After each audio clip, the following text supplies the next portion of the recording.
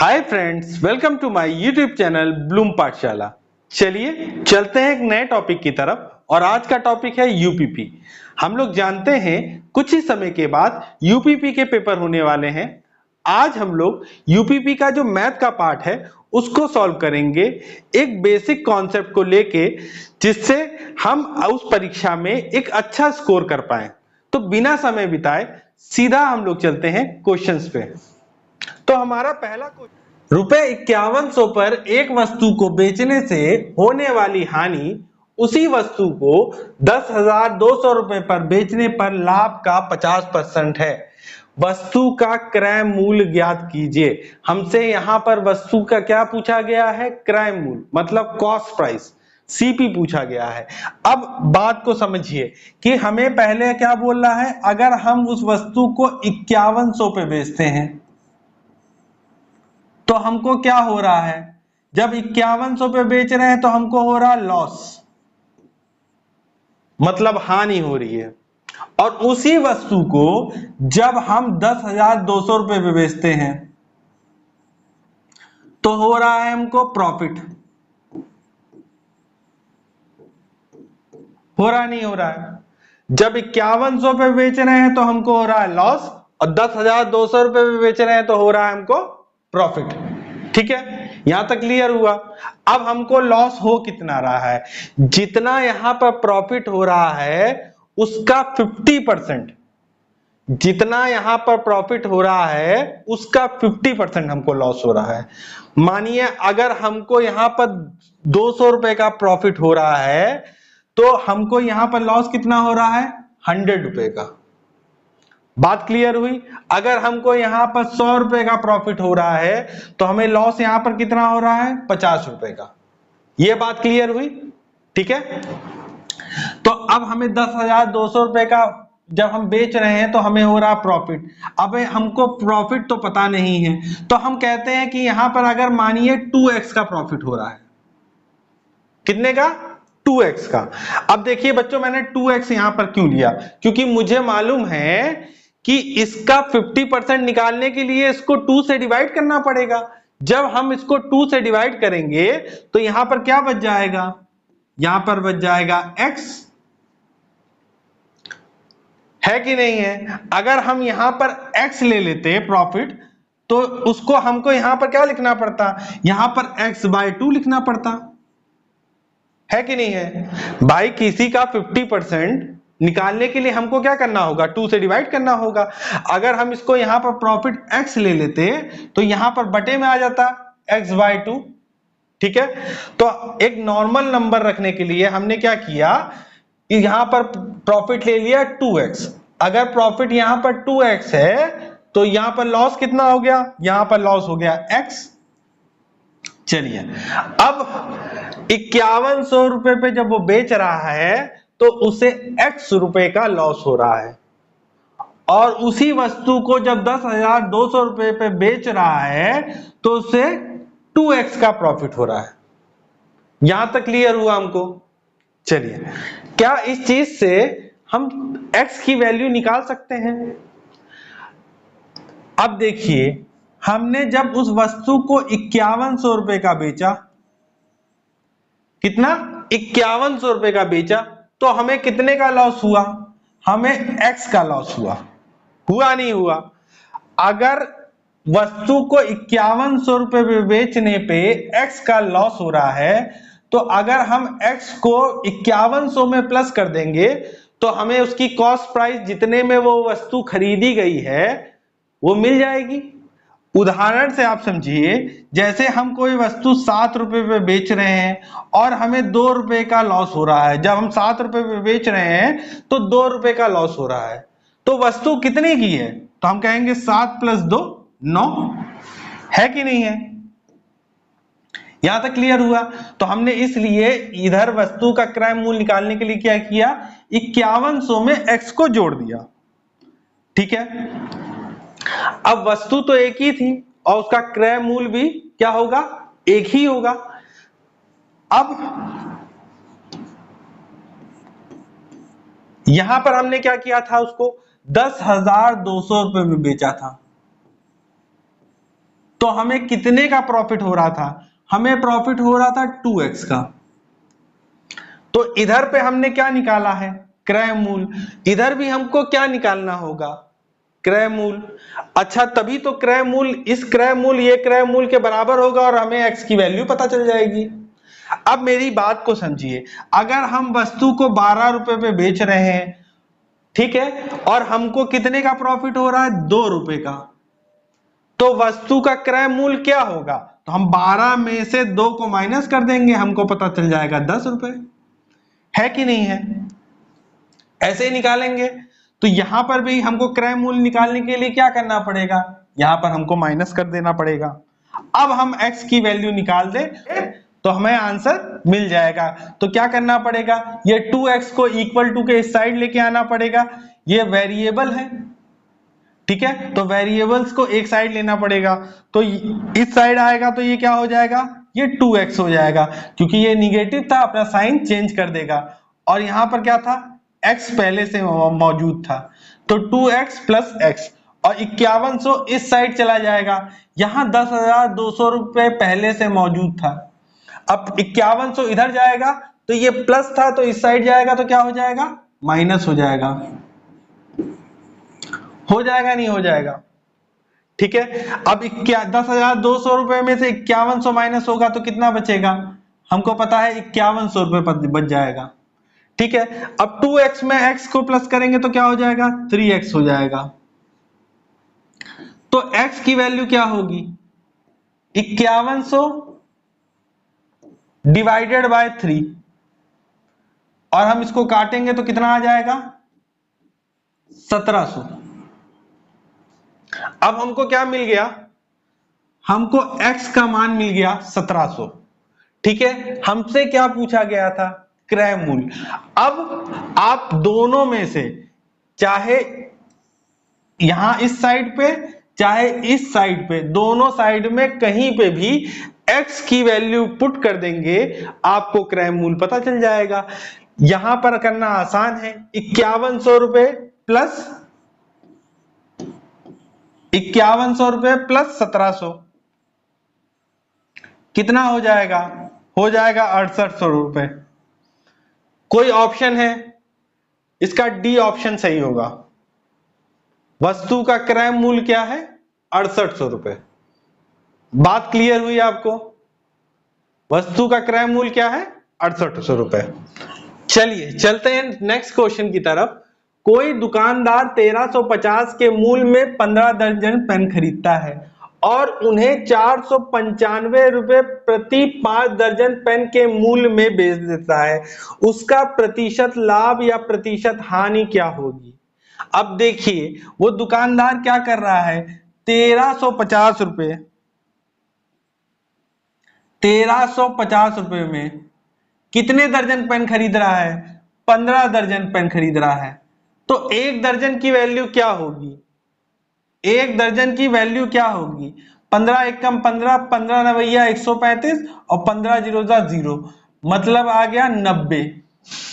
एक दर्जन पेन कितने में रुपए में पा रहा है? 90 रुपए में पा रहा है। और बेच कितना रहा है? बेच रहा है 495 रुपए में 5 दर्जन। है कि नहीं है? तो यहां पर कितना आ जाएगा? 5 नवैया 45 और 5 नवैया 45, 5 9 जा 45, 5 9 जा 45, मतलब 99 रुपए में बेच रहा है। एक दर्जन खरीद रहा है 90 रुपए में और बेच रहा है 99 रुपए में। आसान भाषा में कहें तो हर 90 रुपए पे वो 9 रुपए का लाभ कमा रहा है। ठीक है कि नहीं है? यहां पर देखिए क्या है, ये सीपी है, कॉस्ट प्राइस है, मतलब क्रय मूल्य है, ये एसपी है कि नहीं है? अब देखिए क्या है, सीपी छोटा है और एसपी बड़ा है, तो इस बात को समझ लीजिए प्रॉफिट तो होना ही होना है, लॉस तो हो ही नहीं सकता। लॉस नहीं हो सकता तो ये सी और बी, ये दोनों ऑप्शन तो अपने आप ही खत्म हो जाते हैं। अब कितना लॉस हो रहा है, कितना प्रॉफिट हो रहा है, इस बात को देखते हैं। 90 रुपए में उसे कितने का प्रॉफिट हो रहा है? 9 रुपए का। परसेंटेज निकालना है गुणे 100। ये जीरो कैंसिल, 9 वन जा 9 और 10 वन जा 10, आ गया कितना हमारा, आ गया 10% का उसको प्रॉफिट हो रहा है। ए ऑप्शन इसका सही है, 10% का उसको क्या हो रहा है, लाभ हो रहा है। बात क्लियर हुई आपको? चलिए नेक्स्ट क्वेश्चन की तरफ चलते हैं। नेक्स्ट क्वेश्चन क्या है, 25,000 छात्रों के एक कॉलेज में 55% लड़के थे। यदि 30% लड़कियां और 50% लड़के परीक्षा में अनुत्तीर्ण हो गए तो परीक्षा में उत्तीर्ण होने वाले छात्रों की संख्या ज्ञात कीजिए। यहां सबसे पहले तो हमें क्वेश्चन समझना है। एक कॉलेज है जिसमें 25,000 बच्चे थे और उसमें 55% क्या थे, लड़के थे। अगर 55% बच्चों लड़के थे तो लड़कियां कितने प्रतिशत होंगे, तो हम कहेंगे लड़कियां कितनी होंगी, 45% लड़कियां होंगी। यहां से समझ में आया आपको? देखिए कितना बच्चों की टोटल स्ट्रेंथ थी, तो टोटल बच्चों की स्ट्रेंथ थी 25,000, ठीक है। उसमें लड़के कितने थे, उसमें लड़के थे 55%, कितना था, 55%। और लड़कियां कितनी थी, लड़कियां आपकी हो गई 45%, है कि नहीं है? जब प्रतिशत की बात कर ली तो क्या इसकी बात की है, प्रतिशत मतलब हर 100 की बात कर ली। तो अगर 55% लड़के थे तो लड़कियां हो गई कितनी, 45% हो गई। अब हमको सबसे पहले तो ये तो हमको प्रतिशत में मिला, अब हमको क्या करना है, इसको संख्या में निकालना है। तो 25,000 का 55%, 25,000 का 55% कितना हो जाएगा, 25,000 का 55% हो जाएगा 13,750। कितना हो जाएगा, 13,750। आप निकालना चाहे तो निकाल सकते हैं। क्या करेंगे, 25,000 का 55%, 55% तो परसेंटेज का निशान हटेगा और बटे में 100 आ जाएगा, ठीक है। अब देखिए ये जीरो और ये जीरो टर्मिनेट हो जाएगा, ये जीरो से, ठीक है। अब कितना बचा, बचा 250 गुणे 55, 250 गुणे 55 आप करेंगे तो कितना आ जाएगा, 13,750, ठीक है। 13,750 क्या थे, लड़के थे। अगर 13,750 लड़के थे 25,000 में से, तो लड़कियां क्या होंगी, संख्या बताइए कितनी लड़कियों की संख्या होगी, लड़कियों की संख्या होगी 11,250, है कि नहीं है भाई। 750 और 250 कितना हो जाएगा, 1000 और 12 हो जाएगा, 12 और 3 15 और 10 25, टोटल स्ट्रेंथ पता चल जाएगी आपको। अब यहां से क्वेश्चन चालू होता है, कह रहा है 30% लड़कियां, इसमें से 50% लड़के फेल हो गए और इसमें से 30% लड़कियां फेल हो गई, ठीक है। अनुत्तीर्ण हो गए मतलब फेल हो गए। तो 13,750 का आपको क्या करना है, 50%। अब जो बच्चे मेरी परसेंटेज की वीडियो पढ़े हैं उनको बहुत आसानी तरीके से यहां पर सवालों को कर लेंगे। मैं आपसे रिक्वेस्ट करता हूं कि अगर आप लोगों ने वो वीडियो नहीं देखी तो एक बार जाके उस वीडियो की परसेंटेज की जो बेसिक है उसको जरूर समझ लें, आपके लिए बहुत आसान हो जाएगा। अब देखिए हमको क्या करना है, 13,750 का क्या निकालना है, 50%। अब 13,750 का 50% निकालना बहुत आसान है। कैसे निकालते हैं हम किसी नंबर का 50%, हम क्या करें, उसको 2 से डिवाइड कर दें। क्या करें, 2 से डिवाइड कर दें, हमें 13,750 का 50% पता चल जाएगा। अब देखिए 2 1 जा 2, 2 6 जा 12, ठीक है, 2 8 जा 16, 2 7 जा 14 और 2 5 जा 10। तो मतलब 6875 बच्चे जो हैं वो क्या हुए, फेल हो गए। 6875 बच्चे फेल हो गए, ठीक है। इतने बच्चे क्या हो गए हमारे, फेल हो गए लड़कों में। अगर इतने बच्चे फेल हो गए तो पास कितने हुए, पास भी 6875 ही हुए, क्योंकि हमने 2 से डिवाइड किया गया।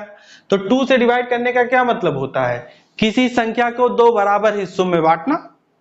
तो अगर 13,750 में 6875 फेल हो गए तो 6875 क्या हुए, पास हो गए।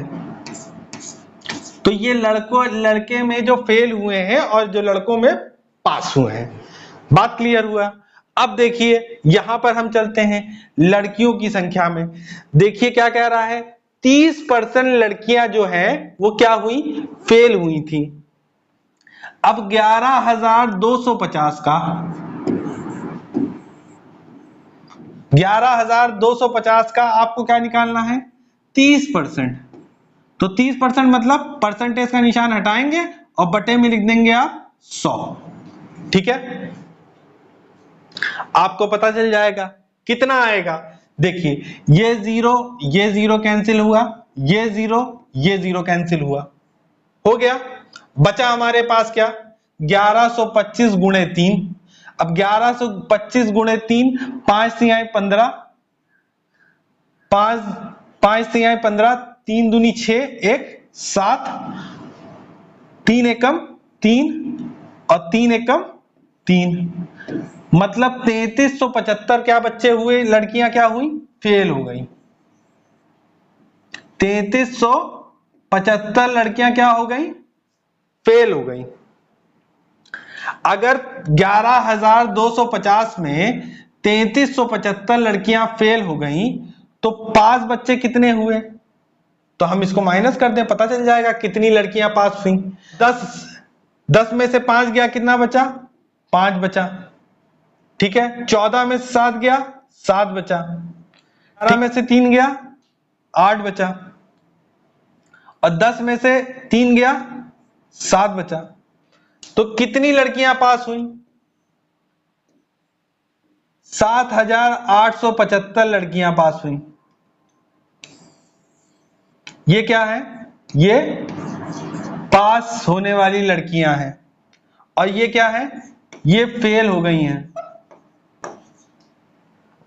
ठीक है। अब हमसे क्या पूछा जा रहा है, तो परीक्षा में उत्तीर्ण होने वाले छात्रों की संख्या बताइए।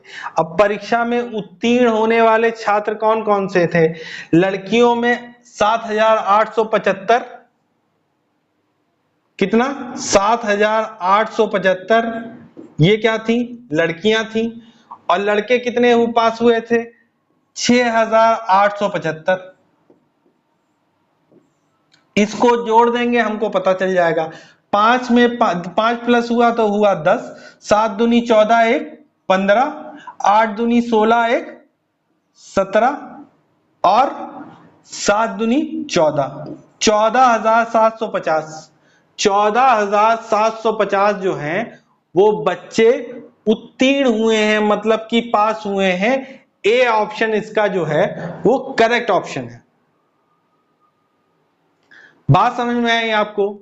हमने क्या किया, 25,000 हमको टोटल स्ट्रेंथ बताई गई थी, उसमें 55% लड़के थे। अगर 55% लड़के थे तो लड़कियां हो जाएंगी 45%। अगर हम संख्या में बात करें तो 25,000 का 55% 13,750 है और 45% 11,250 है, ठीक है।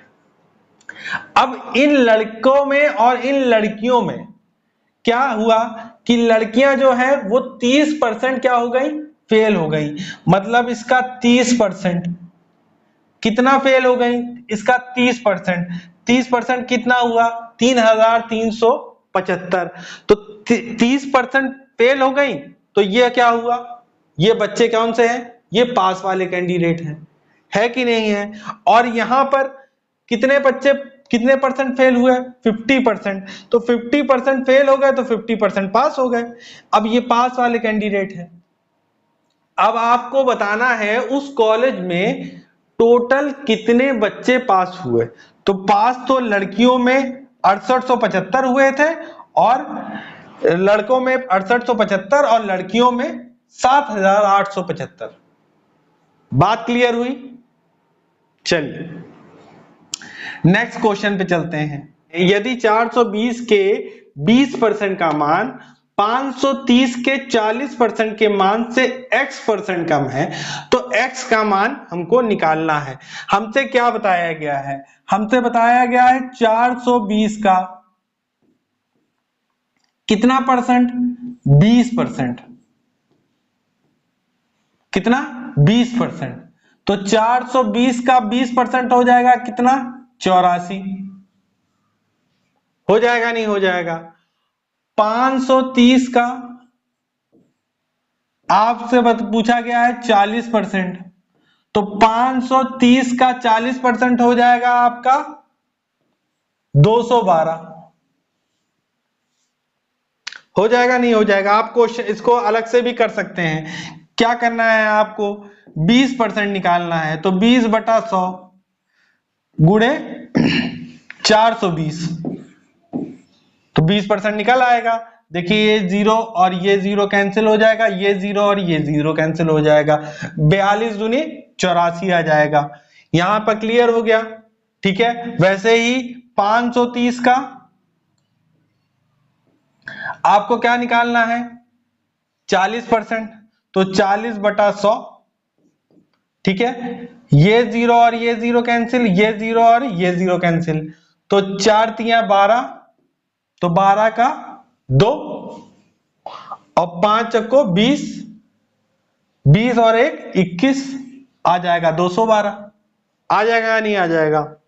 जिन बच्चों ने मेरे साथ परसेंटेज का ये कॉन्सेप्ट सीखा है उनको ये स्टेप करने की जरूरत नहीं पड़ेगी। बात क्लियर हुई ना? चलिए अब हमको क्या करना है? हमको बताना है कितना कम है। पहली बात तो आप बताइए 212 212 84 से कितना कम है? तो हम जानते हैं 212 84 से 128 कम है कि नहीं है? 212 आप माइनस कर लीजिए किससे? 84 से, आपको पता चल जाएगा। तो हमने क्या बताया? वो नंबर क्या था? 212। कितना कम है? 128। हमको क्या निकालना है? हमको निकालना है परसेंटेज। तो हम मल्टीप्लाई करेंगे किससे? 100 से।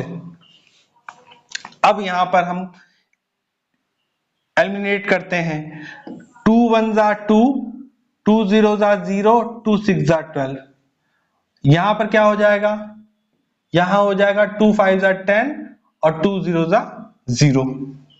ठीक है। फिर से इसको काटते हैं। 2 5 जा 10 और 2 3 जा 6। यहां पर क्या होगा? यहां पर बचेगा 25।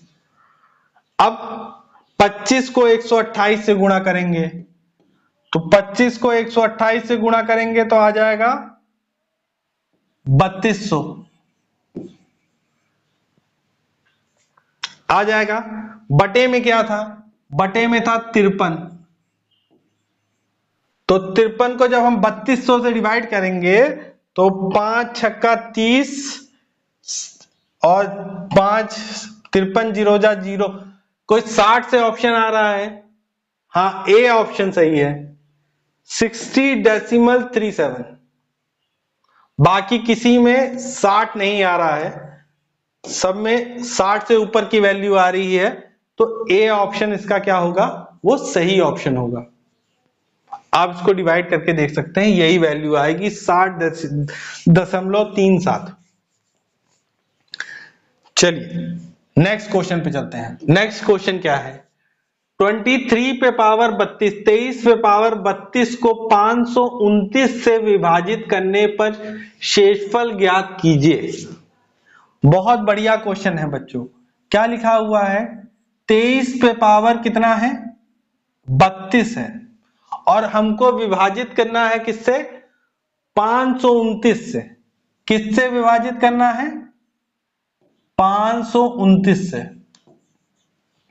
अब सबसे पहली बात तो क्या हम इस 32 को ऐसे लिख सकते हैं 23 पे पावर 2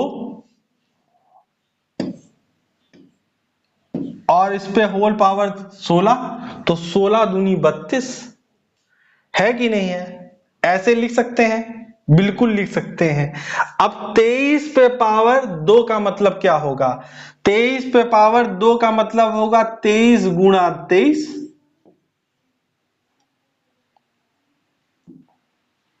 23 गुणा 23, 3 त्रिका 9 और 3 दूनी 6, 69 आ गया। 2 तिया 6 और 2 दूनी 4, कितना आ गया? 9, 6 6 12 और ये क्या हो गया? 529। देखिए अब यहां पर क्या आ गया, हम इसको ऐसे भी लिख सकते हैं 529 पे पावर 16। लिख सकते हैं, नहीं लिख सकते हैं? क्या क्या लिख सकते हैं? 529 पे पावर 16, क्योंकि यहां पर तो हमको पता चल गया 23 पे पावर 2 का मतलब 529 है। अब बात को समझिए, अगर हम 529 को, ठीक है, और उस पे पावर कितनी है? 16 है, और उसको डिवाइड करते हैं 529 से, हाँ 529 से, तो ये 529 और एक 529 इसमें कट जाएगा। अब यहां पर 15 पावर रह जाएंगी, तो यहां पर शेषफल कैसे बचेगा? क्योंकि आगे तो विभाजित करने के लिए कुछ है ही नहीं। बात समझ पा रहे हैं? शेषफल बचेगा ही नहीं, ठीक है, यहां पर कोई भी शेषफल नहीं बचेगा, मतलब यहां शेषफल शून्य बचेगा। क्या बचेगा? शेषफल क्या बचेगा? शून्य बचेगा। क्यों ऐसा कह रहा हूं, इस बात को समझिए। अगर हम कहें कि हमने 6 को डिवाइड करना है, किससे? 2 से, ठीक है, तो 2 एकम 2 और 2 तिया 6, क्या यहां कोई शेषफल बचेगा? नहीं। क्यों ऐसा हो रहा है? देखिए 2 गुणे 3, 6 को हम ऐसे लिख सकते हैं और बटे में 2 लिखना है। अब 2 2 से कट जाएगा, अब यहां पर 3 ही बच जाएगा, शेषफल नहीं बचेगा, है ना? जब एक्स्ट्रा रहेगा तभी तो शेषफल बचेगा, ठीक है। तो अगर 529 और 529 तो कट जाएगा, अब नीचे जो डिवीजर है, जो भाजक है, वही नहीं बचेगा। जो डिवीजर है वही नहीं है, तो रिमाइंडर बचने का कोई सेंस ही नहीं होता। 529 से कट जाएगा एक बार में, तो यहां पर बचेगी 15 पावर, तो हमारा रिमाइंडर क्या बचेगा? 0। ए ऑप्शन इसका सही हो जाएगा।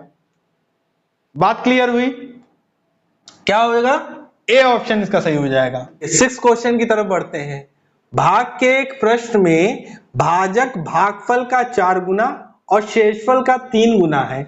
यदि शेषफल 20 है तो भाज्य ज्ञात करना है आपको।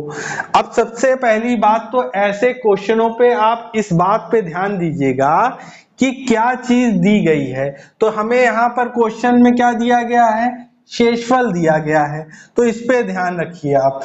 क्या दिया गया है? शेषफल दिया गया है। कितना दिया गया है? 20 दिया गया है, ठीक है। अब क्या कह रहा है? भाजक जो है कितना है इस शेषफल का? 3 गुना। तो 3 गुना क्या होगा? तो 20 को 3 से गुणा कर देंगे तो आ जाएगा 60। यही क्या होगा? यही क्या होगा? हमारा भाजक होगा। अब कह रहा है ये जो भाजक है इस भागफल का 4 गुना है, इस भागफल का 4 गुना है, तो भागफल क्या होगा?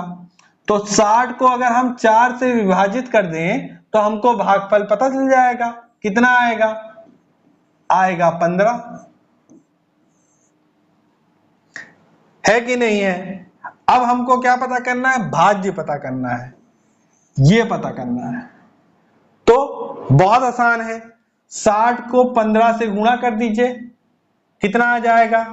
15 छक्के 90 और हो जाएगा 900 और प्लस 20 तो आ जाएगा 920। यही आंसर हो जाएगा, है कि नहीं है? जब हम ऐसे सवालों को करते हैं तो आप लोग ने देखा होगा, जैसे अगर हम 7 को 2 से भाग करें तो 2 तिया 6 और शेषफल बच जाएगा 1। तो अगर हमको इस नंबर को निकालना है तो हम क्या करते हैं? 2 को 3 से गुणा कर देंगे और जो आंसर आएगा शेषफल से जोड़ देंगे। तो 2 तिया 6 और प्लस 1 आ जाएगा 7। आ जाएगा नहीं आ जाएगा? वही हमने यहां पर किया। तो 15 छक्के 90 तो हो जाएगा 900 और 20 जोड़ देंगे तो 920, मतलब कि पहला ए ऑप्शन इसका जो है वो राइट ऑप्शन है। बात क्लियर हुई? चलिए नेक्स्ट क्वेश्चन की तरफ बढ़ते हैं। यदि 3 क्रमागत संख्याओं का योग 12 है, क्रमागत संख्याएं कंसेक्यूटिव नंबर लगातार जो लिखाई जा सकती हैं, तो 3 क्रमागत संख्याओं का योग क्या है? 12 है। तो दूसरी और तीसरी संख्याओं का गुणनफल क्या होगा?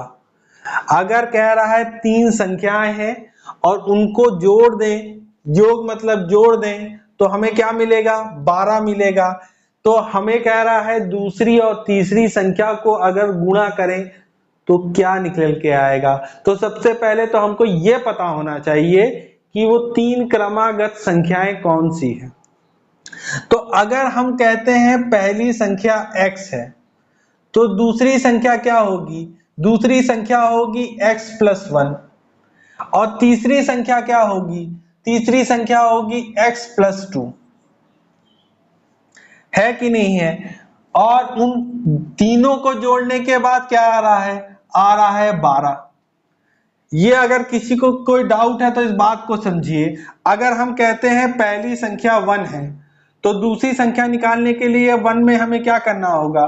हमें 1 में 1 को प्लस करना होगा, तो आ जाएगी हमारी 2। ठीक है, अब दूसरी संख्या को कैसे निकाल सकते हैं? अब तीसरी संख्या को कैसे निकाल सकते हैं? हम क्या करेंगे? हम 1 में 2 को प्लस कर देंगे, है कि नहीं है? तो हमारा आ जाएगा 3। तो यहां पर तो हमको पहली ही संख्या नहीं पता थी, तो हमने यहां पर x मान लिया था, यहां पर हमने फिर x मान लिया था। तो पहली संख्या हमने x मान ली और दूसरी संख्या हमारी क्या हो गई? x प्लस 1 और तीसरी संख्या हमारी क्या हो गई? x plus 2। बात समझ में आई? चलिए अब हमको यहां पर जोड़ना है, तो 1x 2x और 3x, तो हमारा यहां पर क्या आएगा? 3x और 2 प्लस 1 कितना आ जाएगा? 3। बराबर में क्या है? 12 है कि नहीं है? तो 3x इक्वल टू 12, ये पॉजिटिव था, जब उधर जाएगा तो क्या हो जाएगा? माइनस हो जाएगा। 12 में से 3 माइनस हो जाएगा, कितना बचेगा? बचेगा 9। बचेगा नहीं बचेगा? और यहां पर बचेगा 3x। x का मान क्या होगा? 9/3, 3 एकम 3, 3 त्रिका 9। तो x इक्वल टू क्या आ रहा है? 3। तो अगर पहली संख्या 3 थी तो दूसरी संख्या क्या होगी? 4 होगी और तीसरी संख्या 5 होगी। अब आपसे बोला गया है दूसरी संख्या और तीसरी संख्या का गुणनफल, मतलब इसका गुणनफल क्या होगा? तो 5 चौको 20 हो जाएगा, यही इसका गुणनफल होगा। सी ऑप्शन आपका सही होगा। बात क्लियर हुई? हाँ, समझ में आया आपको ये? नेक्स्ट क्वेश्चन की तरफ बढ़ते हैं। नीचे दी गई संख्याओं में से कौन सी संख्या वर्ग नहीं है? ठीक है, हमसे बोला गया कौन सी संख्या वर्ग संख्या नहीं है, तो इसमें से कौन सी संख्या वर्ग संख्या नहीं है? सबसे पहली बात तो हम देखेंगे कि क्या 1225 किसी संख्या का वर्ग है या नहीं है कि नहीं है? तो 1225 कहां पर रहेगा? आपको देखिए सभी संख्याओं के आखिरी में 25 आ रहा है, तो जिस भी संख्या का ये वर्ग होगा उसके आखिरी में 5 जरूर आएगा। क्या आएगा? 5 जरूर आएगा। जिस भी संख्या का ये वर्ग होगा उसके आखिरी में 5 जरूर आएगा। अब हमें क्या करना है? 1225। क्या 1225 किसके किसके बीच में आ सकता है? किसके किसके वर्ग के बीच में आ सकता है? 30 का वर्ग होता है कितना? 30 का वर्ग होता है 900, होता है नहीं होता? और 40 का वर्ग क्या होता है? 40 का वर्ग क्या होगा? 40 का वर्ग होगा 1600। ठीक है, तो 1225 30 के वर्ग और 40 के वर्ग के बीच में आएगा। आएगा नहीं आएगा? अब 30 के वर्ग और 40 के वर्ग के बीच में कौन सा नंबर ऐसा है जिसके आखिरी में 5 आ जाए? तो हम कह सकते हैं 30 और 40 के बीच में 35 है जिसके आखिरी में 5 आ सकता है। क्या 1225 35 का वर्ग है? क्या 1225 35 का वर्ग है? आप करके देखिए। आपको इसका वर्ग निकालने का एक आसान तरीका बता दूं। देखिए 55 25, यहां 25 लिखिए और 4 तिया 12, 3 है ना? 3 के आगे वाला नंबर क्या होता है? होता है 4। 3 को 4 से गुणा कर दीजिए, 4 तिया 12, यही इसको गुणा करने पे भी आएगा, 1225 ही वर्ग आएगा। तो ये तो वर्ग है। हमें क्या पूछा गया है? कौन सी संख्या वर्ग नहीं है? चलिए नेक्स्ट वाले पे चलते हैं। 4225, 4225। ठीक है, सबसे पहली बात तो ये कहां किस किन वर्गों के बीच में रहेगा? किस किस वर्ग के बीच में रहेगा? तो हम कह सकते हैं 6 6 36, 3600 और 7 7 49। तो ये 60 का वर्ग और 70 का वर्ग इसके बीच में रहेगा। 60 का वर्ग और 70 का वर्ग इन वर्गों के बीच में होगा 4225, क्योंकि 60 का वर्ग हो जाएगा 3600 और 70 का वर्ग हो जाएगा 4900। तो ये नंबर 4225 तो इन्हीं दोनों के बीच में रहेगा। अब बताइए कौन सा नंबर ऐसा है 60 के और 70 के बीच में जिसके आखिरी में 5 आएगा? तो हम लोग जानते हैं वो क्या है? 65 है। अब 65 का वर्ग निकालने के लिए बहुत आसान, वही बात को ध्यान रखिएगा।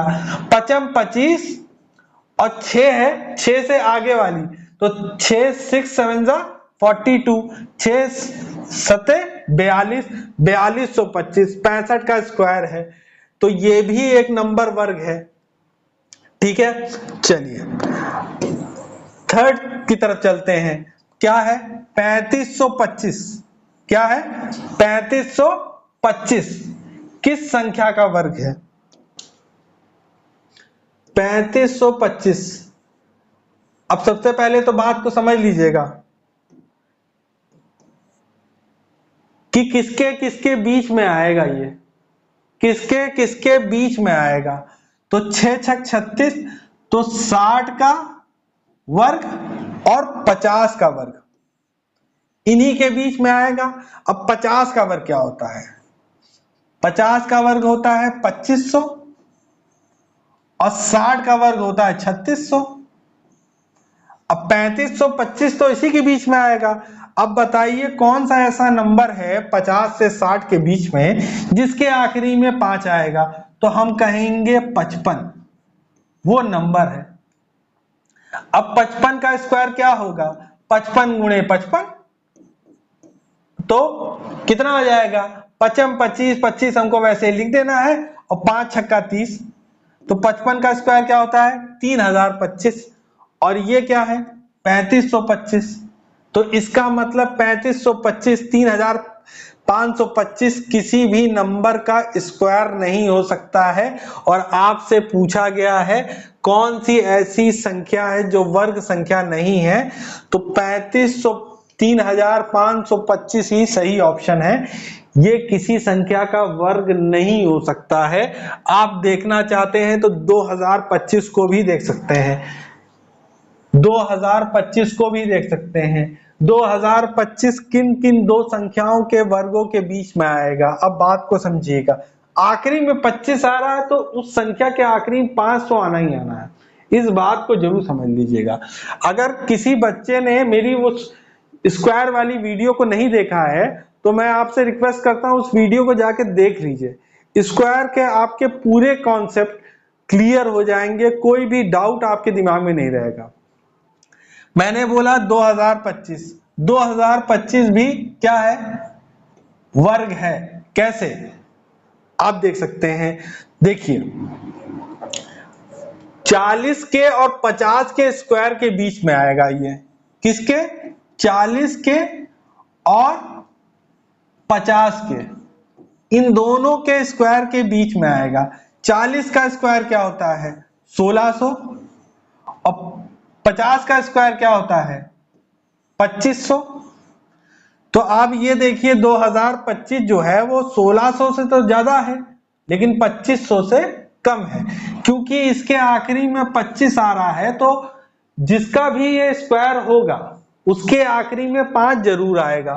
तो अब आप बात को समझिए, 40 और 50 के बीच में कौन सा नंबर है जिसके आखिरी में 5 आ सकता है? तो हम जानते हैं 40 और 50 के बीच में जो नंबर है वो है 45। अब 45 का स्क्वायर क्या होगा? तो 45 गुणे 45, तो 55 25, और 4 से आगे वाली संख्या क्या होती है? 5, तो 5 चक्को 20, 2025, ये 45 का स्क्वायर है। तो ये भी स्क्वायर है, सिर्फ इकलौती यही संख्या है जो किसी नंबर का स्क्वायर नहीं है, कह सकते हैं कि ये वर्ग संख्या नहीं है। चलिए नेक्स्ट क्वेश्चन की तरफ बढ़ते हैं। यदि एक संख्या का 2/3 216 है तो उस संख्या का 1/18 क्या होगा? बहुत बढ़िया क्वेश्चन है।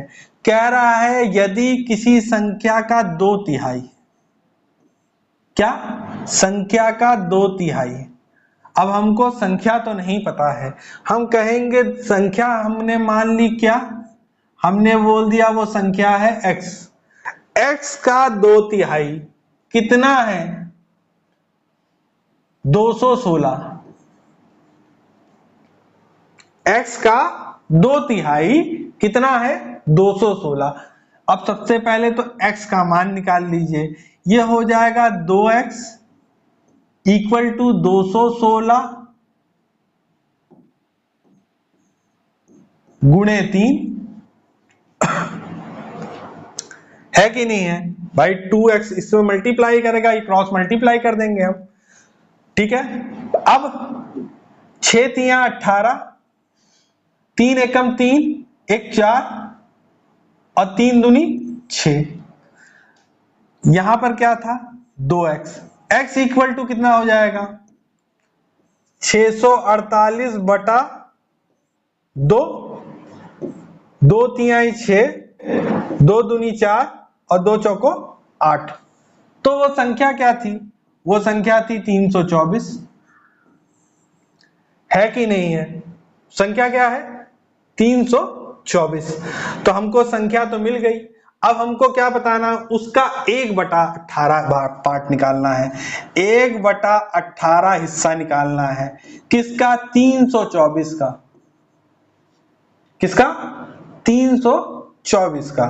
तो किससे कट जाएगा? 2 9 18, और 2 एकम 2, और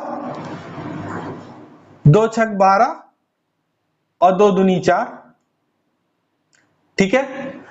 9 से कट जाएगा ये, 9 एकम 9, 9 एकम 9, और कितना बच जाएगा? 9 8